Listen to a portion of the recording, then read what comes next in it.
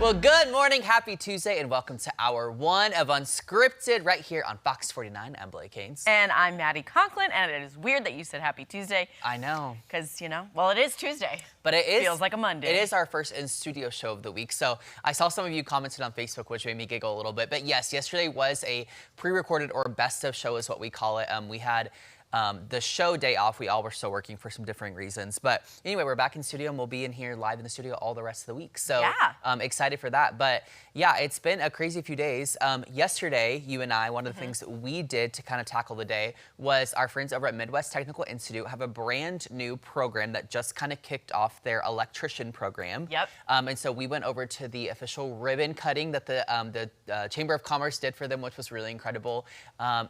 Here's the thing. This is Shelby. She's their main instructor. Yes. And she is incredible, number one. I actually learned when Tom and I went on a shoot a few weeks ago that she just moved here recently. She's from the area. Okay. But moved back recently. I think it's from Oregon. Don't quote me on that. But I think Oregon, she was there for years and came back and then is now kind of starting up this program, which is really cool. We didn't really meet them, but we got to know 7 of the students yesterday that were involved in the program. Yes. Saw one very special student get a really cool scholarship, which was really cool as well.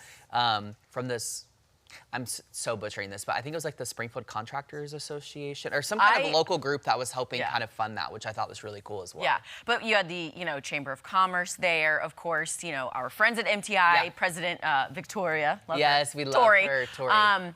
But yeah, it was a really great turnout for a really amazing program because we were actually talking to Tori kind of after the ribbon cutting. Yeah. And I think there's only 2 other MTI campuses that do offer this program. So this is fairly new for the school itself. Yeah. And honestly, my brother is in the electrical field, if you will.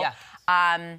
And yeah, he is making bank. He's doing very well. And it is a lifetime career path, Like, we're always going to need electricians. And here's the thing, AI can't do that, not yet anyway. So, yeah. You know what, that's what I was thinking about. I'm like, what's the 10 to 15 year security wage here, So, yeah. But yeah, and we always say this. I think what's so cool about MTI, number one, this really showed, really rang true for me yesterday, I think, is like that staff there is just so incredibly supportive and encouraging to all the students. Because you have to think, you may come in at 18 to MTI right after done with high school, or you may be coming back to school, or for the first time figuring, kind of out what your future looks like at 35. Like, there's just such a range of students, and the staff is so supportive of that. And the things I would say is, one, it's never too late.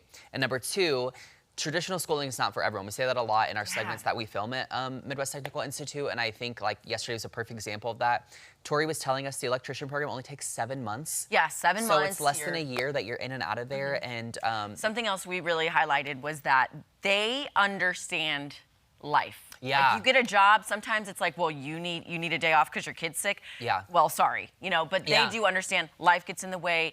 You kind of have to take it at your own pace, and that's what they offer to you. So I just love them over there. They're awesome. know. They're so much fun. I'm like, it felt great to be a part of it. I don't see myself doing a trade, but like if I did, I'd be hitting up MTI for sure. There you go. Yeah. Anyway. All right, let's get to some headlines. Woo.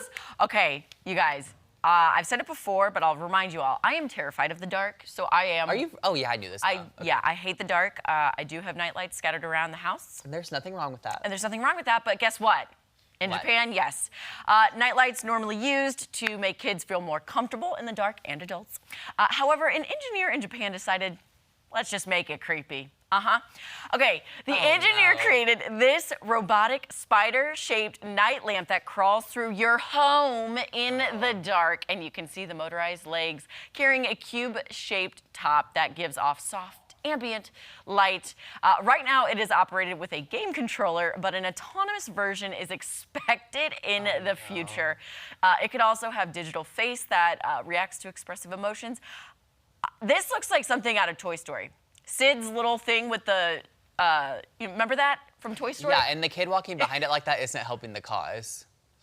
Like the kids look creepy behind it too. I'm so sorry. It also is like, what I'm thinking about is like, I'm not, but like, what if you're a sleepwalker and you just bang right into this? And you bang right into it, yeah. Yeah, and then you wake up the rest of the house. Like, this could be a catastrophe on so many levels. I don't know. Well, I wish I had the video because I did not know this was going to be a headline today. But on Friday night, oh no, I'm all cozy in bed. I'm getting ready to open my book, and I look up on the ceiling, and there is a spider the size of my hand just hanging out on the ceiling.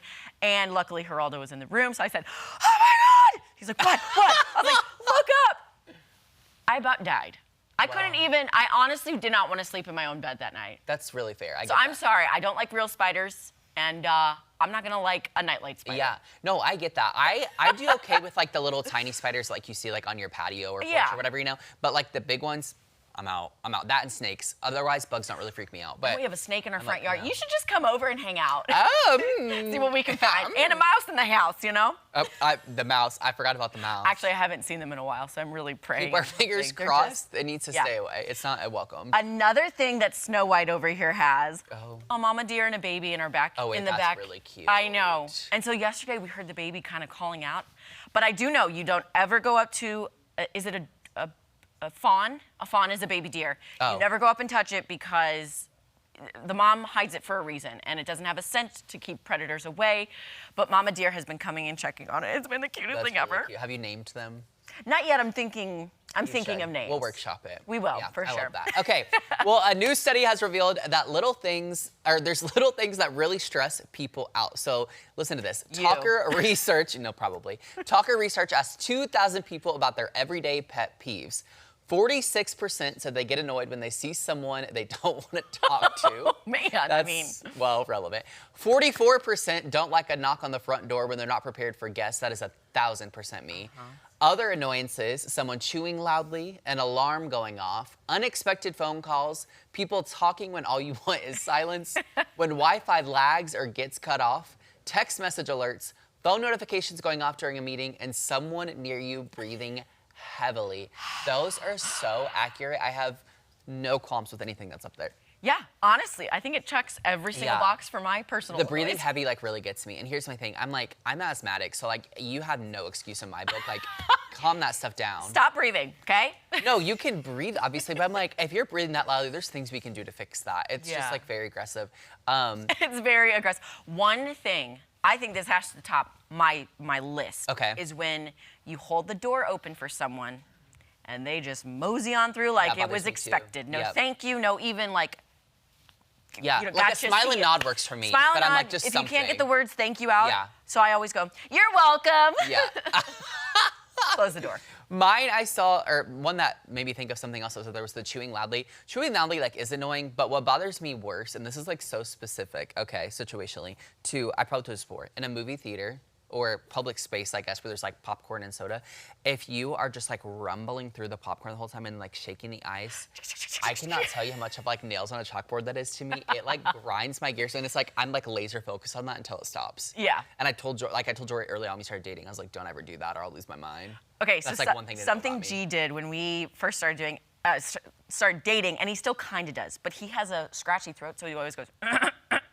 Oh. And I'm like, oh my God, get some water, cough it up, do something. So I've trained him to not do that. And when he starts it, I go, do we need some water? And then he knows, shut it down. Don't be doing that around me because it drives me nuts. And I love you, babe. But, oh my gosh. Just overall of that was incredible. And you know who else was laughing is Tom Schmidt. Tom Schmidt, do you have any specific pet peeves that just really get you? Tom, do you need some water? I've got some right here. No, I'm fine. Okay. He's just dying to use your pretty pink water bottle. I know, right? Yeah, I'd say you brought up chewing loudly. Yeah, smacking. Oh. If you're chewing your mouth open, no. Yeah. No. Mm-hmm. Please don't. No. We were taught as young kids, chew with your mouth closed. Oh, it's nasty. Very important. Keep it that way.